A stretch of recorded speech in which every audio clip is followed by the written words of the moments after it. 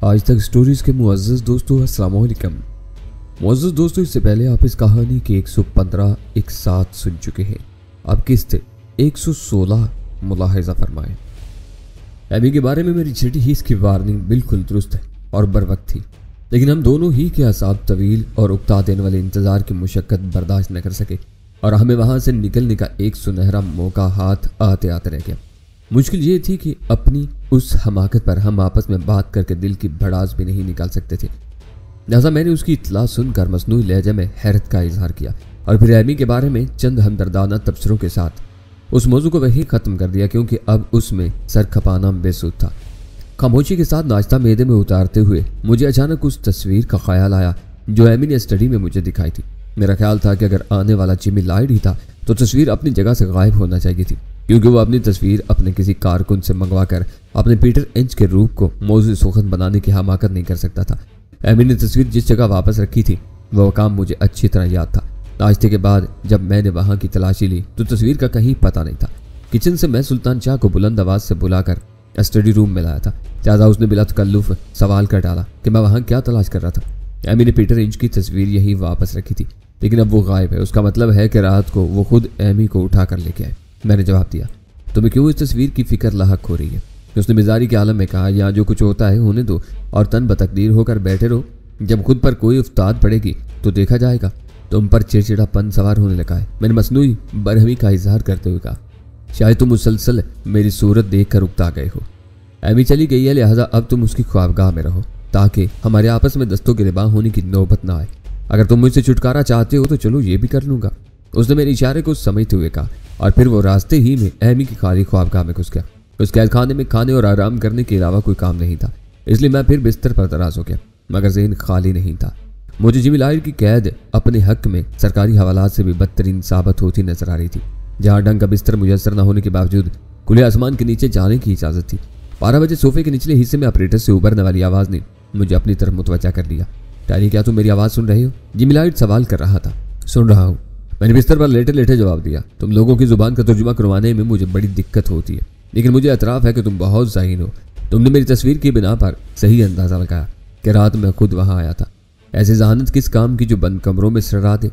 मैंने तलख लहजे में कहा, बताकर आते तो ज़रा तुमसे आमने सामने मुलाकात भी हो जाती। फजूल बातें मत किया करो। उसका लहजा सख्त हो गया। और कान खोल कर सुन लो, मुझे तुम्हारा साथी खतरनाक होता हुआ मालूम हो रहा है।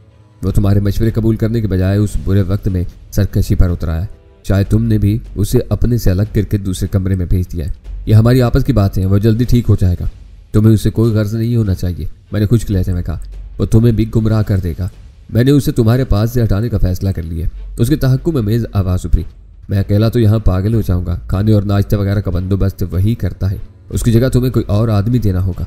मेरे लिए यही काफ़ी है कि तुम ज़हनी तौर पर उससे अलग होने के लिए तैयार हो। उसने मेरी मर्जी के मुताबिक नतीजा अखज़ करते हुए कहा, 2 घंटे बाद मेरे आदमी किसी भी वक्त वहाँ पहुँचेंगे और उसे साथ ले जाएंगे। यह ख्याल रखना कि तुम्हारी गुफ्तगू में पीटर इंच के अलावा मेरे किसी और नाम का हवाला नहीं आना चाहिए। तुम मुतमिन रहो, मुझे अपनी ज़िंदगी तुमसे ज़्यादा अजीज़ है। उसे मेरे इस पैगाम से बाखबर न करना, वरना वो मुज़ाहमत के लिए तैयार हो जाएगा। उस पैगाम के बाद फिजा पर सकूत छा गया और मैंने आहिस्तगी के साथ मसहरी छोड़ दी। मायूसी और नाउमीदी के घटा टोप अंधेरे में वो उम्मीद की पहली किरण नजर आई थी और मैं कोई आवाज़ पैदा किए बगैर सुल्तान शाह को जल्द अज जल्द उस मोड़ से आगाह करना चाहता था, ताकि वक्त ज़ाया किए बगैर हम दोनों आने वाले खतरनाक मार्के की तैयारी कर सके। हम निहत्ते ज़रूर थे, लेकिन किचन में मौजूद वजनी छुरियों के सहारे आने वालों को सैर करके उनके असलहे पर काबज होना बज़ाहिर ज़्यादा दुश्वार नजर नहीं आ रहा था, क्योंकि वो ज़हनी तौर पर सुल्तान शाह के खिलाफ सफ़ारा होकर आ रहे थे और मैं उनके एतमाद का आदमी था। जिमी लाइड को अभी तक ये अंदाज़ा नहीं हो सका था कि हम दोनों साथ जीने और साथ मरने वालों में से थे। ये मुमकिन ही नहीं था कि एक दूसरे की मौजूदगी में दूसरे को किसी चौपाए की तरह बेदस्तो पा किया जाता और वो खामोश शमाशाई बना रहता, और जिमी लाइड अपने उस गलत अंदाजे की भारी कीमत अदा करने वाला था। अपनी तमाम तर होशियारी और चालाकी के बावजूद वो आखिरकार हमारे दाम में आने ही वाला था। कुदरत की दी हुई हर नेमत अपनी जगह पे मिसाल होती है, जिसका बदल तलाश करना इंसानी इख्तियार से बाहर होता है। उस वक्त मैं पूरी शिद्दत से यही सोच रहा था कि अगर इंसान अल्लाह की किन किन नेमतों को चुटला सकेगा। हम कुव्वत गोयाज से पूरी तरह माला माल थे और दुनिया की किसी भी बुरे भले मौजू पर घंटों बेतकान गुफ्तगू कर सकते थे। मुझे अपनी पूरी ज़िंदगी में उस वक्त पहली बार गूंगों की बेबसी का अंदाज़ा हुआ, जो अल्लाह की एक नेमत से महरूम होने के बावजूद दूसरों को अपनी बात समझाने की कोई ना कोई राह निकाल ही लेते, लेकिन उस बारे में उनका तजुर्बा उनके काम आता है। अपने गहरे मुशाहिदे से वो हर अमल और फेल के लिए एक ऐसा भरपूर इशारा मुकर्रर कर लेते हैं जो उस अमल या फेल की पूरी अक्कासी करता है। मगर हम दोनों उस मामले में बिल्कुल अनाड़ी थे और मैं सुल्तान शाह को किसी तरह ये समझा नहीं पा रहा था कि थोड़ी देर कबल हमारे दरमियान होने वाली गुफ्तगू की बिना पर पीटर एंच ने उसे खतरनाक करार दे दिया था और 2 घंटे बाद किसी भी वक्त उसे वहां से ले जा सकता था। फिर उसे कबल के सुल्तान शाह मेरे इशारों से जिद चाहकर जुबान खोल बैठता। मैंने वो सिलसिला वहीं मुनक़ता कर दिया और लाइब्रेरी की तरफ चल दिया। वहां कोई आवाज़ आहट पैदा किए बगैर मैंने पेंसिल और सादा कागज़ तलाश किया और एक कोने में बैठकर अपनी और पीटर की गुफ्तगू का खुलासा कागज़ पर लिखकर सुल्तान शाह की तरफ बढ़ा दिया। ये तो बड़ी अच्छी बात है। खुलासा पढ़कर उसने लिखा, हमें अपनी नोक झोंक जारी रखना चाहिए ताकि हमारी महाज आराई के बारे में उसके रहे सहज शुबहात भी ज़ाहिल हो जाए। वो भी करते रहो, लेकिन असल मसला असलहे का है। उसके आदमी किसी भी वक्त आ सकते हैं। किचन से तेज धार और मजबूत छुरियां जमा कर लो, उनके मुकाबले में वही काम आ सकेंगे। निहत्ते रहकर हम उनका बाल भी बेका नहीं कर सकेंगे। फिक्र ना करो, किचन मेरा देखा भाला है, वहां 3 छुरियां तो ऐसी हैं कि उनसे सांड भी सिवा किए जा सकते हैं। रुका पर आखिरी सत्र लिखकर वो चला गया और मैं अपने कमरे में लौटा। अस्काज का एक गिलास तैयार करके मैं सिगरेट से शुगल कर रहा था तो वो वापस लौटा। अब मैं तुम्हारी खिदमत नहीं कर सकता, उसने कमरे में घुसते हुए चिड़चिड़ा लिया। मैं कहा, किचन में अपना काम तुम्हें खुद करना होगा। हर वक्त चूल्हा चौंकना मेरे बस से बाहर है। जो कर सकते हो वो करो, जो नहीं कर सकते ना करो। मैं बगैर खाए पिए 2-4 दिन गुजार सकता हूँ, लेकिन बदकिस्मती से खाना तैयार करना मेरे लिए मुमकिन नहीं है। लंबे फल वाली छुरियों को आसूदा नजरों से देखते हुए कहा, ये न समझना कि तुम्हारी नकाहत पर तरस खाकर मैं मोम हो जाऊंगा, बल्कि अब तो 2-3 वक्त तुम्हें मेरी खिदमत करना चाहिए। अगर हमें खुशगवार माहौल में साथ रहना है तो सारे काम बारी बारी करने होंगे। ये कहते हुए उसने आहिस्तगी के साथ छुरियां बिस्तर पर डाल दी। तुम हद से तजावुज़ कर रहे हो, मैंने तुरुश लहजे में कहा। यह दुरुस्त है कि इस वक्त हम दोनों किसी के कैदी हैं, लेकिन तुम मेरे जेर दस्त हो। अपनी इस हैसियत को फरामोश न करो। मैंने छुरियों की तेज धार पर उंगली फेरते हुए सुल्तान शाह को आंख मारकर कहा, उस वक्त तो महमूद अयाज को भी एक होना पड़ेगा। मुकद्दर से रिहाई नसीब हो गई तो तुम मुझे दोबारा अपना फर्मा बरदार पाओगे।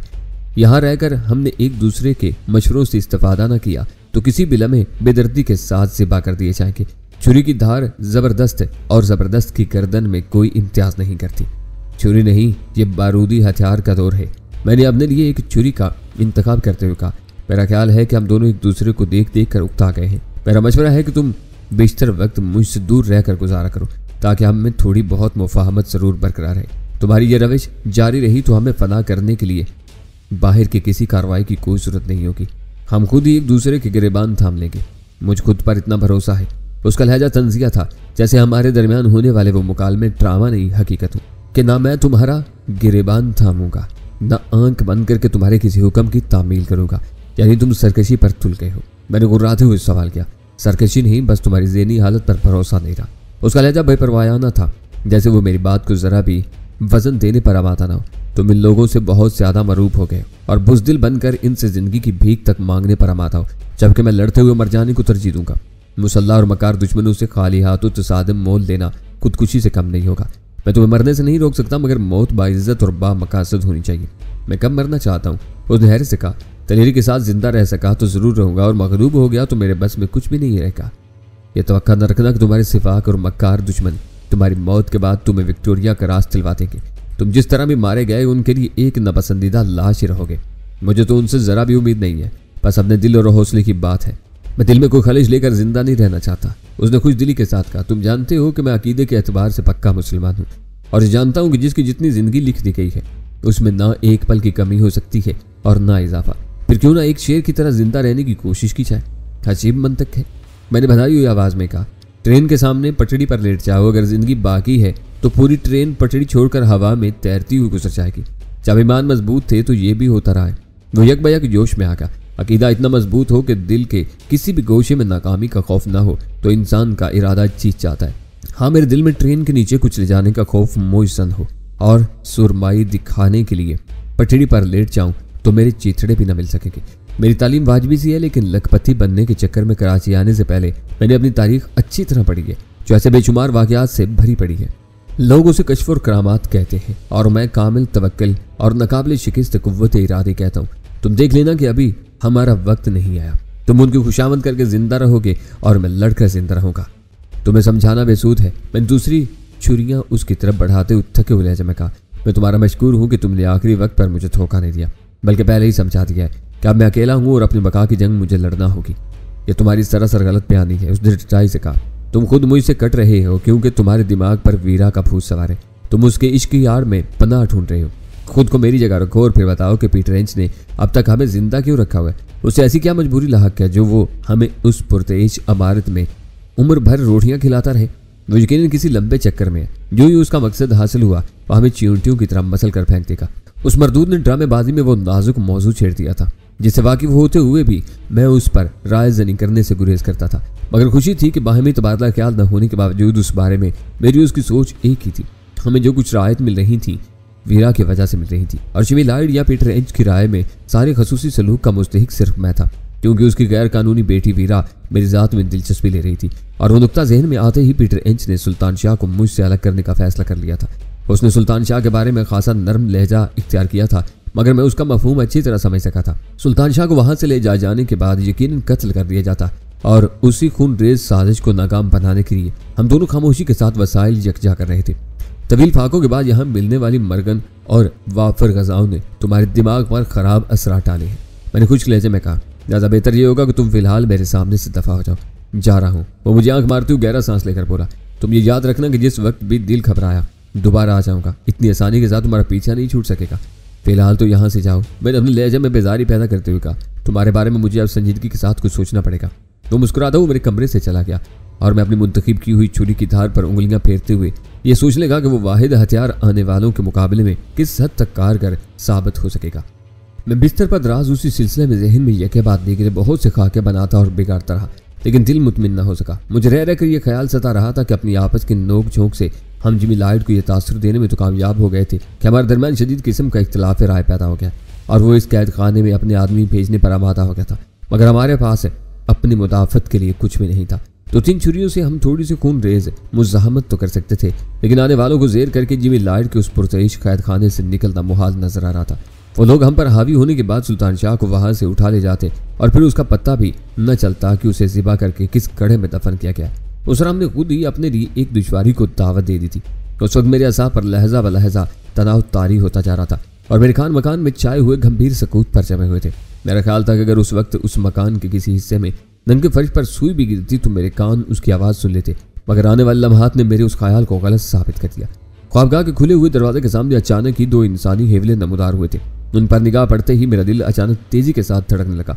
निगाहों के सामने लम्हा भर के लिए तारीकी छा गई और सनसनी की शिद्दत से मेरे दोनों तरफ की पसलियों से उबर कर दर्द की एक मीठी सी लहर पुश्त में सरायत कर गई। वो दोनों बिल्कुल मौत की तरह बिल्कुल बेआवाज कदमों के साथ वहां तक पहुंचे थे और उनके हाथों में मुहिब आहनी धानों वाले पिस्तौल मौजूद थे। मैंने उन पर निगाह पड़ते ही फुर्ती के साथ मसहरी छोड़ दी। उनके नमदार होने से मेरी मसहरी छोड़ने तक जो कुछ हुआ किसी वक्फे के बगैर तसलसल के साथ हुआ, लेकिन मुझे यूं महसूस हो रहा था जैसे वक्त की रफ्तार यक ब यक धीमी हो गई हो। जब मेरी निगाहों के सामने से धुंधलाहट छटी तो मैं यह देखकर हैरान रह गया कि ख्वाबगाह के दरवाजे पर मौजूद 2 हिवलों में एक मेरा शनासा था और वो वीरा थी। जिस कदर हैरत मुझे उसको वहां देख कर हुई, उससे ज्यादा हैरत वीरा के बुशरे और आंखों से आवीदा थी। उसका चौड़े शानों वाला दराज कामत साथी सर्द बेरहमाना निगाहों से यूं मुझे घूर रहा था जैसे अगले इलम में गोली चलाकर मुझे वहीं ढेर कर देगा। तो यहाँ भी तुम हो। आखिरकार वीरा के होंठों से सरसराती हुई तहय्युर अमेज आवाज उभरी। इसका मतलब है कि तुम्हारा साथी सुल्तान होगा और मुझे उसी को ले जाना है। उसकी बात अधूरी रह गई क्योंकि उसी में फिजा में एक घुटी घुटी सी अधूरी चीख गूंजी थी। वीरा यकलख्त खामोश होकर चौकन्ने अंदाज में चीख की समत का अंदाजा लगाने की कोशिश करने लगी, मगर उसका दराज कामत साथी फौरन ही किसी भेड़िए की तरह पलट कर वापस भागा। इसे रोको, मैं इसरारी लहजे में बोला। उसने कोई गड़बड़ की तो सुल्तान शाह उसे ज़िबा कर डालेगा। वीरा को जवाब दिए बगैर पुरतजस्सिस निगाहों से मेरी तरफ को उतरी। पल भर के फितरी इज़राब के बाद वो एक बार फिर यूं पुरस्कून नजर आने लगी थी जैसे उसने कोई गैर मामूली चीख सुनी ही ना हो। उसकी बोलती हुई आंखों और खामोश लबों से जाहिर हो रहा था कि उसे अपनी आवाज़ रिकॉर्ड होने या कहीं और सुने जाने का शुबा था, जिसकी तायद या तरदीद होने तक वो गुफ्तगू की हद तक मोहतात रहने जाती थी। तुम यहाँ कैसे लायक है? कदर सकूत के बाद उसने पुरस्कून लहजे में सवाल किया था। इस बार मेरी जुबान खोलने से कबल ही अंदर से फायर और फिर कराह की आवाज़ सुनाई दी थी और मैं वीरा को नज़रअंदाज करते हुए अपनी ख्वाबगाह से निकलकर सुल्तान शाह की तरफ दौड़ता चला गया। उस तरफ खासी हंगामा अराई हो चुकी थी। वीरा का दराज कामत साथी पिस्तौल हाथ में लिए गजबनाक तेवरों के साथ राहदारी में मौजूद था। मेरे कदमों की धमक महसूस करते ही वो पलटा था और उसने सख्ती के साथ अपने पिस्तौल वाले हाथ को जुम्बश देकर मुझे अपनी जगह रुक जाने का हुक्म दिया था और मुझे मशीनी अंदाज में वहीं थम जाना पड़ा। उससे आगे सुल्तान शाह अपनी लहूलहान पिंडली को दोनों हाथों से थाम कर दराज कामत को कीना तो नजरों से घूर रहा था और कालीन पर एक और शख्स बेहिस्स हरकत ऊंधा पड़ा हुआ था। उसकी पूंछ पर बाएं जानब कोई कारी जख्म आया था जिससे खून उबल उबल कर कालीन पर फिसलता चला जा रहा था। फिजा में फैलती हुई बारूद की बू और दूसरी अलामतों की बिना पर मेरे लिए अंदाजा करना दुश्वार नहीं था कि कालीन पर बेहिस्स हरकत पड़ा हुआ शख्स वीरा ही खसासी था जिसे वो मकान की तफसीली तलाशी के लिए उधर छोड़ती हुई अंदर मेरी तरफ आई थी और वो शख्स बेखबरी में सुल्तान शाह की छुरी का निशाना बन गया होगा। जख्म के मकाम और जख्मी के बेहिस्स हरकत जिस्म को देखते हुए ये शुबा हो रहा था कि उसकी रूह कब से अंतरी से परवाज कर चुकी थी और शायद वीरा का दराज कामत साथी भी उस हकीकत से वाकिफ हो चुका था, वरना अब तक उसे अपने साथी की तिब्बी इमदाद में मसरूफ हो जाना चाहिए था। मेरा अंदाजा था कि सुल्तान शाह ने शायद दराज कामत पर भी छुरी से हमला करने की कोशिश की थी और उसने अपनी मुदाफत में फायर करके सुल्तान शाह की दाहिनी पिंडली को जख्मी कर दिया था। दराज कामत की धमकी पर मैं इस्तरारी तौर पर अपनी जगह रुक गया, मगर चंद सानियों में सूरत हाल का इदराक होते ही मैंने कुछ कर गुजरने का फैसला कर लिया। मेरा साथी से ज्यादा तुम्हारा साथी जख्मी मालूम होता है, तुम्हें उसकी मदद करना चाहिए। मैंने अपनी जगह से एक कदम आगे बढ़ते हुए नासिहाना लहजे में कहा। वही रुक रहो। वही झटके के साथ अपना पिस्तौल वाला हाथ मेरी तरफ बढ़ाते हुए रहा। मेरे साथी की फिक्र न करो, वह हर किस्म की दर्द तकलीफ से बेनियाज हो चुका है। क्या? मैंने मसनूई हैरत के साथ सवाल किया। इतनी खामोशी के साथ मर गया? अब कोई हरकत की तो तुम इससे ज्यादा खामोशी के साथ मरोगे, वो जहरीले अंदाज में बोला। अगर तुम अपने साथी की मौत के बारे में इतने ही पुरयकीन हो तो मुझे अपने साथी की देखभाल करने दो। उसकी टांग बुरी तरह जख्मी मालूम होती है। मैंने खुशामदाना लहजा इख्तियार करते हुए कहा। ये न भूलो कि वो कातिल है, किसी और का लहू बहाकर वो खुद कब तक खैरियत से रह सकता था। दराज कामत का लहजा बदस्तूर सहर आलूद था। अगर मैंने गोली चलाने में जरा भी तरद्दुद किया होता तो मुझ पर भी छुरी फेंक चुका होता। उस वक्त मैंने पहली बार देखा कि सुल्तान शाह वाली छुरी दराज कामत के बाएं जूते के नीचे दबी हुई थी और उसके चमकते हुए फल पर खून के दाग नुमाया थे। मैं ठीक हूँ, सुल्तान शाह ने शिकस्ता अंग्रेजी में अपना मुद्दा बयान करते हुए कदरे बुलंद लहजे में कहा। तुम्हें इस मरदूस से गड़गड़ाने की कोई जरूरत नहीं। जुबान को लगाम न दी तो अभी दूसरी पिंडली को भी अधेर डालूंगा। दराज कामत सफेद फाम ने तेज में आकर कहा, और इस चार दीवारी से तुम्हारी कोई फरियाद भी नहीं सुन सकेगा। खोपड़ी ठंडी रखो फिल। अचानक वीरा की सर्द और सपाट आवाज गूंजी। मेरी मौजूदगी में दूसरों के इशारों पर नाचना तुम्हें जेब नहीं देता। बाताम। वीरा के इल्जाम तराशी पर वो सरापा एहतजाज बन गया। ये तुम क्या कह रही हो? तुमने देखा नहीं कि ये काला खबीस एडी को बेरहमी से हलाक कर चुका है और मेरे हाथों मरने से अभी तक महफूज है। मैं सब देख चुकी हूँ, इसीलिए कह रही हूँ कि तुम्हें इन दोनों के हाथों में नहीं खेलना चाहिए। ये तुम्हें इस्तेमाल दिलाकर ऐसी किसी गलती पर मजबूर करना चाहते हैं जिसके नतीजे में बाजी इनके हक में पलट जाए। मैं इन्हें अच्छी तरह जानती हूँ। एडी से महरूम होने के बाद दफरी बराबर हो गई है, इसलिए अब हमें मोहतात रहना चाहिए। वीरा दराज कामत से मुखातिब थी, मगर मैं उसे बहुत करीब से देख चुका था, बल्कि उसकी रग रग से वाकिफ था। मैंने फौरन ही उसके अल्फाज में पोशीदा पैगाम को महसूस कर लिया। तो उसने बहुत लतीफ पैराए में मुझे आगाह कर दिया था कि वहाँ उन दोनों के अलावा कोई और मौजूद नहीं था, जबकि जिमी लाइड ने उस पुरतईश कैद खाने के बाहर हम वक्त मुस्तद मुसल्लम मुहाफ़िज़ों की कहानी सुनाई हुई थी जो इन हालात में करीने क्यास भी लगती थी। तुम फिक्र न करो, फिल ने पुरगुरूर लहजे में वीरा को कहा। तुम्हें हाथ भी नहीं लाना पड़ेगा और मैं महज मुक्के मार मार कर इन दोनों को जमीन चटवा दूंगा। मैं इस वक्त वीरा की तरफ मुतवज्जा था। मैंने पल भर के लिए उसकी आंखों में वैश्याना चमक उभरते देखी, मगर वो बोली तो उसकी आवाज़ पुरस्कुन थी। तुम इन दोनों से ताकतवर जरूर हो, मगर ये बला के मक्कार और चालबाज है। तुम्हारे जेर होने के बाद मैं तनहा इन दोनों को न संभाल सकूंगी। वीरा के अल्फाज पर फिल का रद्दअमल मेरी तवक्का के ऐन मुताबिक था। उसके मुंह से बेख्तियार कई गलीज कालियां उभरी थी। फिर वो बुरा समूह बनाते हुए बोला था, मैं तुम्हारे बारे में मुद्दत से बहुत कुछ सुनता आ रहा हूँ, लेकिन मुझे अफसोस है कि तुम फिल की ताकत और कारनामों से अक्सर बेखबर हो। मैंने स्पेन में एक सांड के सर पर खोसा मारकर नाक के रास्ते उसका भेजा बहा दिया था। मेरे सामने ये दोनों तो बिल्कुल हकीर से बच रहे हैं। वो शायद जोर जरूर था, मगर अकल से उसी कदर यतीम नजर आ रहा था। वीरा बड़े गैर महसूस अंदाज में उसकी अना पर ताजियाने लगाकर उसे उकसा रही थी और वो हमसे भिड़ जाने पर तुला जा रहा था। लम्हा भर के लिए मेरी और वीरा की नजरें चार हुई और मेरे उबरू के इशारे से अपनी खामोश सवाल का जवाब पाते ही वो फिर फिल की तरफ मुतवज्जा होगी। जख्मी को तुम जेर कर लो, डैनी को मैं पिस्तौल की जद पर ले रही हूँ। यह तुम्हारे लिए खतरनाक साबित हो सकता है। उसकी खोपड़ी पर उस वक्त वाकई कहर चमने लगी थी, क्योंकि वीरा की पेशकश सुनते ही वो मचल गया। आज तुम भी मेरा तमाशा देख ही लो, ताकि मेरे बारे में तुम्हारी राय ठीक हो सके। तुम जख्मी को कवर करो, मैं इसका हांका करता हूँ। फिल के आखिरी अल्फाज मेरे बारे में थे। वीरा बेबसी के साथ चाने उचका कर रहेगी और वो वीरा की उस हरकत को अपने लिए इजाजत तस्वुर करके बाजू फैलाए मेरी तरफ बढ़ने लगा। अपना पिस्तौल उसने सेफ्टी केस चढ़ाकर पतलून की अकबी जेब में नाल के रुख से उड़स लिया था। वीरा ने अपने पिस्तौल का दहाना सुल्तान शाह की तरफ घुमा लिया। फिल ने खासे फासले से मेरे ऊपर जस्त लगाई थी। शायद वो पहले ही बार में मुझे अपने वजूद के सहारे पीस कर रख देना चाहता था। उसके बाजू यूं फैले हुए थे कि मेरे लिए दाएं बाएं झुकाई देना मुमकिन नहीं था। लिहाजा मैंने फौरी तौर पर एक खतरनाक फैसला कर लिया और जब वो फिजा में किसी दो हैकल इफरीत की तरह उड़ता हुआ मेरे ऊपर आया तो मैं पुश्त के बल नीचे लेटकर अपने दोनों पैर फिजा में बुलंद कर चुका था। मेरी वो हरकत फिल की तवक्का के बरक्स थी। वो एक ऐसी पोजीशन इख्तियार कर चुका था जिसमें तब्दीली उसके लिए मुमकिन नहीं रही थी। लिहाजा वो अपने वजूद की पूरी झोंक में पेट के बल चूं ही मेरे पैरों पर आया, मैंने पैरों के हल्के से इशारे से उसे उसी के जोर पर सर के बल पीछे उछाल दिया। वो एक खतरनाक गुर्राहट और पुरशोर धमाके के साथ दीवार से टकरा कर कालीन पर गिरा था और उसके उठने से पहले ही मैं सीधा खड़ा होकर दूसरे वार की तैयारी कर चुका था। दीवार से टकरा कर बुरी तरह गिरने के बावजूद उसका पिस्तौल उसकी पतलून की अकबी जेब में उसी तरह उड़सा हुआ था। मुझे यकीन था कि अगर पिस्तौल उसकी जेब से निकल जाता तो सुल्तान शाह उस पर कब्जा करने में जरा भी ताखीर न करता।